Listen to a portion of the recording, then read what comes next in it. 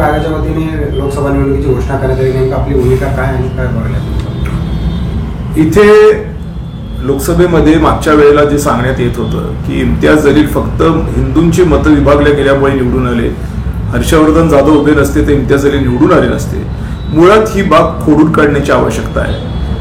त्याचं कारण स्पष्ट आहे की श्रद्धेय बाळासाहेब आंबेडकरांनी जर इम्तियाज जलीलांना मदत केली नसती तर इम्तियाज जलील 3,80,000 मतापर्यंत पोहोचलेच नसते. आणि ते जर पोहोचले नसते तर कोण निवडून आलं असते वेगळं सांगायची गरज नाही, चंद्रकांत खैरेच निवडून आले असते. त्यामुळे माझ्या मताने चंद्रकांत खैरे पडले असं होत नाही. आता इम्तियाज जलीलांच्या पाठीमागनं श्रद्धेय बाळासाहेब आंबेडकरांनी हात काढून घेतला, कारण की त्यांनी धोका दिला, त्यांना पाडलं, स्वतः निवडून आले. आणि म्हणून आता आंबेडकरी जनता त्यांना मतदान करणार नाही इम्तियाज जलीलांना, अशा पद्धतीची परिस्थिती निर्माण झालेली आहे. म्हणून त्यांच्या मतामध्ये मोठ्या प्रमाणात मतविभाजन आता होईल आणि इम्तियाजांना जे 374 वगैरे 380 वगैरे पडले होते ते नैसर्गिकरित्या 1.5 पर्यंत 1.25 पर्यंत ते जातील. चंद्रकांत खैरेंचं जर आपण बघितलं तर त्यांना जी मतं पडली होती त्याच्यामध्ये मतविभागणी आता आहे, कारण त्याच्यामध्ये एकनाथ शिंदेची माणसं आता त्यांच्या विरोधात उभी आहेत, भारतीय जनता पक्ष त्यांच्या विरोधात उभा आहे जो त्यांच्या बरोबर त्या काळात होता. मात्र माझ्या मतामध्ये कुठेही त्याच्यामध्ये मतविभागणी नाही, कारण स्वतंत्रने उभा होतो आणि ते मतदान आजही माझ्याबरोबर खंबीरपणाने उभं आहे. मराठा आरक्षणाचा धग आजही खूप मोठा आहे. त्याचबरोबर मराठा आरक्षण दिल्लीत मिळालं पाहिजे ही जी माझी भूमिका आहे ह्याच्यामध्ये मी सातत्य ठेवलेलं आहे आणि म्हणून दिल्लीत जाण्याच्या संदर्भातली माझी आजही इच्छा मी अनेकदा व्यक्त केली आहे. फक्त आता निर्णय घेण्याच्या अगोदर एकदा श्रद्धेय बाळासाहेब आंबेडकरांची भूमिका काय आहे, त्याचबरोबर मला मागच्या वेळेला आशीर्वाद देणारे परमपूज्य शांतिगिरीजी महाराज यांची भूमिका काय आणि मराठा समाजाची भूमिका काय याच्याकडे कटाक्षाने लक्ष देण्याची आवश्यकता आहे आणि त्या पद्धतीने मी आता लक्ष देतोय. आणि येणाऱ्या काळामध्ये आता 24 तारखेला सभा आहे, तदनंतरची काय परिस्थिती तयार होते या सगळ्यांचा व्यवस्थित सांगोपांग विचार करून मी माझा निर्णय जाहीर करेन. पण मला आज एवढंच सांगायचं आहे की या सगळ्या लोकांचं मतविभाजन झालेलं आहे, माझं मतविभाजन झालेलं नाही. आणि सातत्याने मी काम करतोय, असं नाही की मी पडलो तर घरी बसलो. ग्रामीण भागामध्ये नुकसान ज्यावेळेला झालं शेतीचं त्यावेळेला बांधावरती जाऊन मी काम केलेलं आहे. नुकसान भरपाई मिळवून देण्याच्या संदर्भामध्ये मी भूमिका घेतलेली आहे. पीक विमा जवळपास 256 कोटी रुपये जिल्ह्यामध्ये वाटण्याच्या संदर्भातली माझी अत्यंत महत्वाची भूमिका आहे. वाटलेही आहेत पैसे. त्याचबरोबर संभाजीनगर शहरामध्ये पिण्याच्या पाण्याची ज्यावेळेला गैरसोय मध्यंतरीच्या काळात इतकी झाली की खराब पाणी यायला लागलं, त्यावेळेला हडको टीव्ही सेंटरच्या परिसरामध्ये टायफॉइड ग्रस्त व्हायला लागली लहान लहान मुलं. महानगरपालिकेच्या गेटवर मी 5 दिवस पडून होतो, अक्षरशः रस्त्यावरती पडून होतो. आणि शेवटी नाईलाजाने अभिजित चौधरी तत्कालीन महापालिका आयुक्त फिल्ट्रेशन प्लांटवर गेले आणि हंसरूचं फिल्ट्रेशन प्लांट त्यावेळेला सुरू झालं, नाहीतर टायफॉइडनी ग्रस्त अजूनही कितीतरी मुलं राहिली असती. त्याचबरोबर शहरामध्ये करमुक्त शहर होऊ शकतं याच्या संदर्भामध्ये ओपन चॅलेंज महानगरपालिकेच्या गेटवर बसून मी दिलं होतं, एकही महानगरपालिकेचा अधिकारी आला नाही. माझा कचरा माझी जबाबदारी, माझं पाणी माझी जबाबदारी, माझा रस्ता माझी जबाबदारी, माझं ड्रेनेज माझी जबाबदारी, मग महानगरपालिकेची जबाबदारी काय? सगळीच माझी जबाबदारी, तर मग महानगरपालिकेला कर कशासाठी भरू? आणि महानगरपालिका अनेक ठिकाणाहून ज्या वेळेला स्वतःच्या जमिनींचे भाडी वसूल करत नाही हे सिद्ध होतंय. संत एकनाथ रंग मंदिरावर वाटेल तितका खर्च केला, पण त्याच्याकडनं किती भाडं घेतलं गेलं? खर्च शासनाचा, भाडेकरूंनी भाडं द्यायचं तेही कमी द्यायचं. त्याच्याऐवजी जर भाडे रेग्युलराईज केली तर कर मधून जे पैसे येतात याच्यापेक्षा कितीतरी पटीने जास्त पैसे या भाड्यातून येतील. करमुक्त महानगरपालिका होऊ शकते. या संदर्भामध्ये विश्लेषण मांडलं, त्याला उत्तर द्यायला आयुक्त काय कोणीच आलं नाही. म्हणजे हे काम माझं सुरू आहे, विजेचं काम आज सुरू आहे. मी कुठेही वीज बिल भरू देत नाही.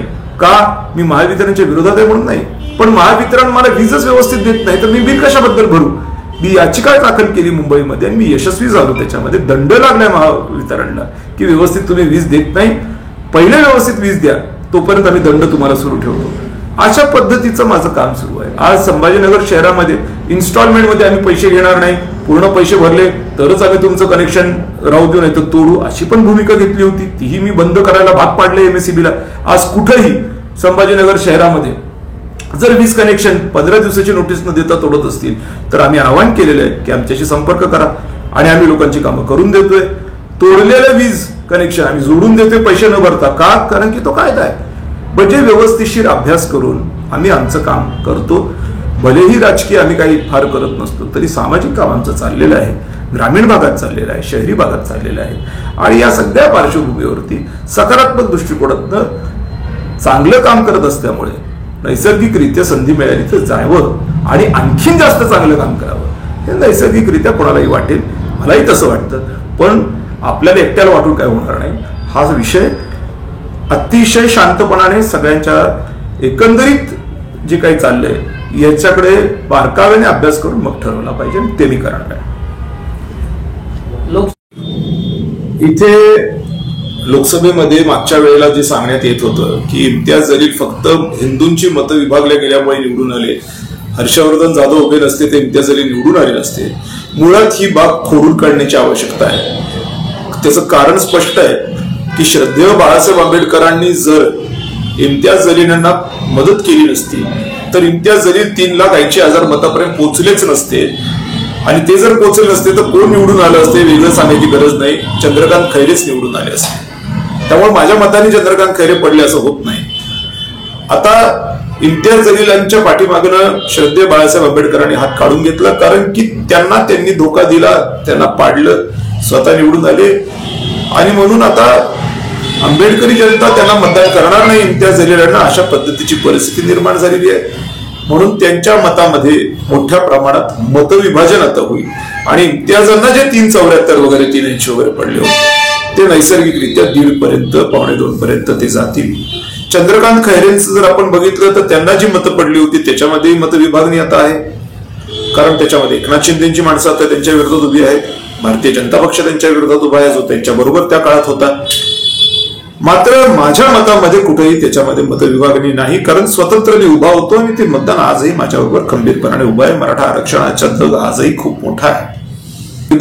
श्रद्धेय बाळासाहेब आंबेडकरांची भूमिका काय आहे, त्याचबरोबर मला मागच्या वेळेला आशीर्वाद देणारे परमपूज्य शांतिगिरीजी महाराज यांची भूमिका काय आणि मराठा समाजाची भूमिका काय याच्याकडे कटाक्षाने लक्ष देण्याची आवश्यकता आहे. आणि त्या पद्धतीने मी आता लक्ष देतोय.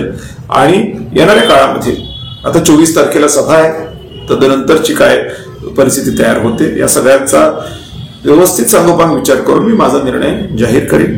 पण मला आज एवढंच सांगायचं आहे की या सगळ्या लोकांचं मतविभाजन झालेलं आहे, माझं मतविभाजन झालेलं नाही.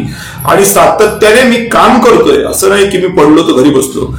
ग्रामीण तुम्ही उभं राहणार एक्झॅक्टली मी तेच म्हटलं की लोकसभेचा निर्णय मी घेतलेला नाहीये. इच्छुक जरूर आहे, निर्णय घेतलेला नाही. श्रद्धेय बाळासाहेब आंबेडकरांची भूमिका, जरंगे पाटलांची भूमिका, शांतिगिरी महाराजांची भूमिका काय आहे याचा व्यवस्थित अभ्यास करून मग त्याच्यानंतर मी निर्णय घेईन. कुठल्या राजकीय पक्षाशी आपलं बोलणं वगैरे बिलकुलच नाही, माझा निर्णयच नाही. त्यामुळे राजकीय पक्षाशी बोलण्याचा संबंधच येत नाही. आणि आता मराठा समाजाचं जे चाललंय किंवा मराठा समाजाचंच काय कोणाचंही चाललंय, कोणालाही एकाही राजकीय पक्षावर भरोसा नाही. सर्वसामान्य माणसांचा राजकीय पक्षांवरचा भरोसा उठलाय. त्यांना राजकीय पक्ष नको झाले, किळस वाटते. कोणी इकडे तर कोणी तिकडे, सगळा पानसटपणा चाललाय. किळस हा शब्द आहे. त्यामुळे राजकीय पक्षांना मतदान होणार नाही, अपक्षालाच मतदान होणार. मग अपक्ष तुम्ही उभं राहणार का? मला माहित नाही, मी निर्णय घेतलेला नाही. मी मागासपासून सांगतोय तुम्हाला. तुम्ही आता मागाशी बोललात की चंद्रकांत खैरे आणि इम्तियाज जलील यांच्या मतामध्ये आता फूट पडलेली आहे. मी म्हणत नाही, नैसर्गिक आहे. तुम्हीच विचार करा, पडली नाही का? इम्तियाज जलीलांचे 2 तुकडे नाही झालेत का? बाळासाहेब आंबेडकर बाजूला सरकार, इम्तियाज जलीलांना मतदान किती राहिलं तुम्हीच सांगा. 1.5 लाखाच्या वर राहिलं. खैरेंचं 3 लाख 3.5 लाख जे काही मतदान होतं त्याच्यात एकनाथ शिंदेचं उमेदवार उभा राहिल्यावर त्यांचं मतदान अर्ध्यावर नाही आलं. आणि हर्षवर्धन जाधवांचं कोण कुठलं? कोणच नाही. तो जिथे आहे तिथेच आहे. ही गोष्ट खरी आहे. आणि त्यामुळे 2 लाख मताच्या वर जो माणूस मतदान घेतो खासदार होईल संभाजीनगरचा. म्हणजे तुम्ही घेतलेल्या मतावर तुम्ही आज ठाम आहात आणि तुमची मतं फुटलेली नाही असं तुम्हाला एक प्रकारे म्हणायचंय म्हणजे आहेच. ते फुटले तर दाखवा कोण फुटले. कारण मी तर अपक्ष होतो. माझी निशाणी ट्रॅक्टर होती. ट्रॅक्टर मधून दुसरे 2 पाठ पडून नाही गेलेले. खैरेंचे 2 पाठ पडून गेले, इम्तियाज जलीलचे पाठ पडून गेले. माझा कोणता पाठ पडाला?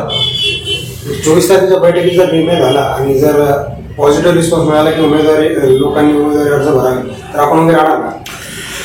24 होऊ द्या. शांतिगिरी बाबा काय म्हणतात परमपूज्य ते होऊ द्या. श्रद्धेय बाळासाहेब आंबेडकर काय म्हणतात ते होऊ द्या. नंतर आपण निर्णय घेऊ. शिवसेनेचे प्रमुख ओवेसी 2 दिवसापूर्वी शहरामध्ये आले होते आणि त्यांनी पत्रकार परिषदेमध्ये असं सांगितलं होतं की इम्तियाज जलील हे दुसऱ्यांदा जनतेच्या कामाच्या जोरावर पुन्हा एकदा निवडून येणार आहे. इम्तियाज जलील आले होते मुळात प्रकाश आंबेडकर साहेबांच्या आशीर्वादाने. यावेळेला ते त्यांच्याबरोबर नाहीत, त्यांचा विषय संपला. इम्तियाज जलीलांना 5 वर्ष सोन्यासारखं काम करण्याची संधी होती. त्यांनी कुठेही काहीही काम केलेलं नाही. त्यांनी जर काम केलं असतं तर संभाजीनगर शहरामध्ये 15 दिवसाआड पाणी आलं नसतं, जागेवरती दररोज पाणी आलं असतं. ते फेल खासदार आहेत. चंद्रकांत खैरे यांनी पुन्हा एकदा म्हटलेलं आहे की विजय आपलाच होणार आहे 100%. त्यांनी म्हटलं कमरेपासून खाली चंद्रकांत खैरे हे झाले, लपवा मारलाय. कारण माणसं कुठे आहेत? ठीक आहे, भावनिक मी त्यांना ऐकवायला म्हटलं होतं की मला यांना सपोर्ट करावं लागेल कारण परिस्थिती तशी होत चाललेली आहे. पण हे जे काही आत्ताचं सगळं चित्र मी बघतोय त्याच्यामध्ये चंद्रकांत खैरेंना असं काहीतरी असं ज्याला आपण म्हणतो की उभारी देणं असं चित्र मला दुर्दैवाने दिसत नाही आहे. म्हणजे मी जरी त्यांना उभं करायचं म्हटलं तरी लोक माघारी सांगतात की हे नको आहेत. ही परिस्थिती आहे, तीच परिस्थिती अंबादास दानवेंची आहे. तर त्यावेळी त्यांचं उत्तर तुम्हाला नेमकं काय मिळालं होतं? तुम्ही त्यांना सपोर्ट करण्याच्या तयारीत होते तर त्यावेळी त्यांनी तुम्हाला काय उत्तर दिलं? हे तुम्हाला सगळ्यांना माहिती आहे की उद्धव ठाकरेंकडे माणसं गेली होती, बबनराव घोलप गेले होते, हर्षवर्धन जाधवांना घ्या की तुमच्यावरती एकनाथ शिंदेची जे काही झालंय हे बऱ्याच लोकांना पटलेलं नाहीये. जाधवांची इच्छा आहे तुमच्याबरोबर काम करण्याची, ते तुमची क्षमाही मागायला तयार आहेत, चला आपण मिळूया, व्यवस्थित सगळं करूया. पण उद्धव ठाकरेंनी प्रतिसाद दिला नाही आणि नंतर मग माझं एक स्टेटमेंट आलं की कदाचित एकनाथ शिंदेनी जे केलं ते बरोबरच केलं. कारण अशाही परिस्थितीत जो माणूस अहंकार सोडत नाही त्याचा काय विचार करणार आहे आपण? विनोद पाटील एकनाथ शिंदे यांच्या शिवसेनेकडून लढण्यास इच्छुक आहे असं राजकीय वर्तुळात खूप चर्चा आता रंगू लागली. एकनाथ शिंदेच्या पक्षाकडून जे कोणी उभे राहतील त्यांना मराठा समाज मतदान करेल असं मला वाटत नाही. कारण त्यांनी मराठा समाजाला फसवलंय अशा पद्धतीची प्रतिक्रिया मराठा समाजाकडून उमटते.